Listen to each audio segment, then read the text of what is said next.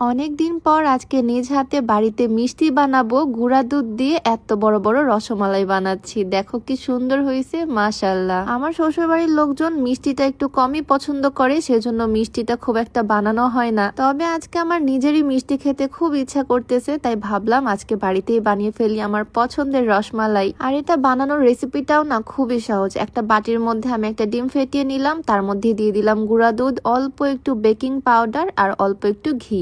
মিষ্টি বানাতে গেলে ঘি জিনিসটা তো লাগবেই, সেজন্য আমি ঘিটা এখানে অ্যাড করলাম। এখন এই ডিমের সাথে গুঁড়া দুধ আর বাকি সবকিছু একসাথে ভালোভাবে মিক্স করে নিচ্ছি। চামচ দিয়ে খেলতে ইচ্ছা করতেছে না, তাই হাতই লাগিয়ে ফেললাম। আমি কিন্তু এখানে কোনো কিছুই মেপে মেপে দিইনি, জাস্ট চোখের আন্দাজে আমি দিয়ে দিলাম। পরবর্তীতে মনে হলো আর একটু গুঁড়া দুধ লাগবে, তাই গুঁড়া দুধটা অ্যাড করলাম। এই জিনিসটা দিয়ে মিষ্টি তৈরি হবে, তাই এটাকে ভালোভাবে হাত দিয়ে মিক্স করে নিচ্ছি। আর এই পর্যায়ে যখন নরম নরম হয়ে যাবে তখন আমি এটাকে রেস্টে দিয়ে দিব 5 থেকে 10 মিনিটের জন্য। এইটা দিয়ে কিন্তু মেইন মিষ্টিটা তৈরি হবে। বলতে পারো আমার মেইন কাজটাই শেষ, এখন শুধু 5-10 মিনিট ওয়েট করার পালা। এর মাঝখানে তোমাদেরকে একটা জিনিস দেখিয়ে দিই। এখন তো আমি মিষ্টি বানাচ্ছি, তবে তোমরা চাইলে ঘরে বসে খুব সহজে দই বানাতেও পারবা। এটা হচ্ছে একটা ইলেকট্রিক দই মেকার। এটা খুবই রিজনেবল প্রাইসে অনলাইনে পাওয়া যায়। শুধু দুধ জাল দিয়ে পরিমাণ মতো চিনি দিয়ে অল্প একটু দইয়ের বীজ দিয়ে মিক্স করে এখানে দিয়ে দিলেই 3-4 ঘন্টার মধ্যে একদম মিষ্টি দই রেডি। চাইলে এখানে মিষ্টি দই, টক দই যে কোনোটাই বানানো যায়। খুবই কাজের একটা জিনিস। দই মেকার আমার আগেও একটা ছিল, বাট আমার আম্মু দই খেতে অনেক পছন্দ করে, তাই ওইটা বাপের বাড়িতে পাঠিয়ে দিছি আর নতুন এটা কিনে নিলাম। রমজানে এই জিনিসটা আমার খুব কাজে লাগে, কারণ আমার শ্বশুর আব্বু সেহরিতে দই ভাত খায়, আর এটাতে আমি বাড়িতেই দই বসাতে পারি। এই কাজের জিনিসটা মানে ইলেকট্রিক দই মেকারটা তোমরা পেয়ে যাবা ফিলারি ফেসবুক পেজ থেকে। পেজটা আমি ডেসক্রিপশনে মেনশন করে দিব।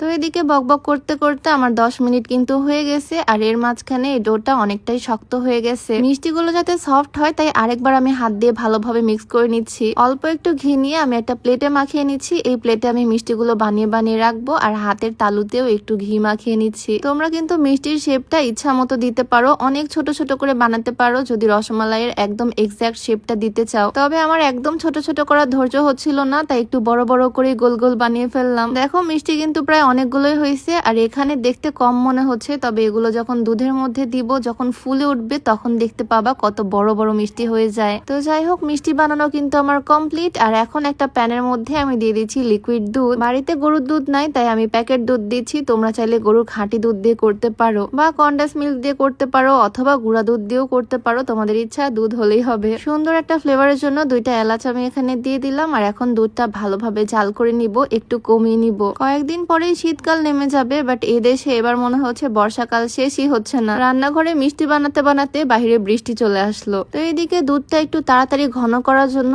আমি গুঁড়া দুধ ইউজ করব। গুঁড়া দুধটা দিলে তাড়াতাড়ি ঘন হয়ে যাবে, সেজন্য আর কি। তবে গুঁড়া দুধটা সরাসরি দিলে অনেক সময় দলা পেকে যায়, সেজন্য ছোট একটা বাটির মধ্যে একটু লিকুইড দুধ নিয়ে মিক্স করে তারপরে অ্যাড করতেছি। এইভাবে দিলে আর দলা পাকার চান্স থাকে না। এখন ভালোভাবে দুধটা আরেকবার জাল করে নিলাম। এর মধ্যে এখন আমি চিনি অ্যাড করব। বাড়িতে মিষ্টি বানালে এই এক সুবিধা, মিষ্টি কম বেশি করে দেওয়া যায় নিজের ইচ্ছা মতো। এখন আমি মিষ্টিগুলোকে এই দুধের মধ্যে ছেড়ে দিব, আর দেখবে একটু পরে ম্যাজিক, ছোট্ট ছোট্ট মিষ্টিগুলো কত বড় হয়ে যায় ফুলে, আর কত সুন্দর লাগে দেখতে। এখন আর কোনো কাজ নাই, এখন শুধু নাড়াচাড়া করব আর ম্যাজিক দেখবো। জাল দিতেই দেখো মিষ্টিগুলো কতটা ফুলে উঠছে আর কত সুন্দর লাগতেছে এখন দেখতে। আস্তে আস্তে কালারটাও চেঞ্জ হচ্ছে। একদম লো হিটে দিয়ে জাস্ট 1 মিনিটের জন্য আমি ঢাকনা দিয়ে রাখবো, আর তারপরেই দেখো ম্যাজিক। মিষ্টিগুলো এখন দেখতে কত সুন্দর লাগতেছে, মাশাআল্লাহ। আরো ছোট ছোট শেপ করে দিলে মিষ্টিগুলো আরো ছোট হতো। এগুলো চাইলে লম্বাটে শেপ করেও দেওয়া যায়, নিজের ইচ্ছা মতো করা যায়। যেহেতু নিজ হাতে বানাচ্ছি, নিজের মন মতো করেই বানানো যাবে। গন্ধটাই এত সুন্দর আসতেছে বলার বাইরে। আজকে আমার মিষ্টি খেতে ইচ্ছা হয়েছিল, আর একদম মন ভরেই আজকে খাবো।